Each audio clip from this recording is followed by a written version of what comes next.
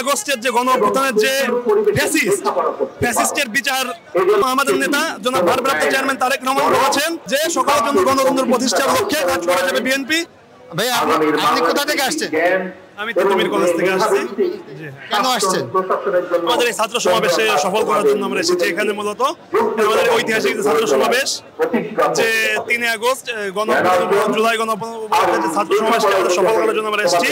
আমি মোহাম্মদ মিজান জোয়ারদার, সরকারি তিতুমির কলেজ, মামুন আল সাংগঠনিক সম্পাদক, তিতুমির কলেজ ছাত্র দল। আমাদের চাওয়া হচ্ছে যে জুলাই আগস্টের যে গণঅভ্যুত্থানের যে ফ্যাসিস্টের বিচারের মাধ্যমে এই দেশকে একটি গণতন্ত্র প্রতিষ্ঠা করা এবং খুব দ্রুত সম্ভাবনার মাধ্যমে নির্বাচিত সরকারের মাধ্যমে দেশ পরিচালনা করা। দেশের মানুষের কাছে আমরা একমাত্র ভালোবাসা এবং অনুপ্রেরণায় আমরা চাই সর্বদা। আমাদের চাওয়া পাই দেশের গণতন্ত্র প্রতিষ্ঠা করা। আজকের এই সমাবেশের মূল লক্ষ্য হচ্ছে দেশের মানুষের জন্য একটি গণতন্ত্র প্রতিষ্ঠা করা, যার মাধ্যমে দেশের মানুষ স্বাভাবিক জীবনযাপন করতে পারবে এবং চলাফেরার জন্য ঐতিহাসিকভাবে সবকিছু নতুন করে শুরু করতে পারবে। তার মাধ্যমে আমরা দেশের গণতন্ত্র প্রতিষ্ঠা করতে চাই।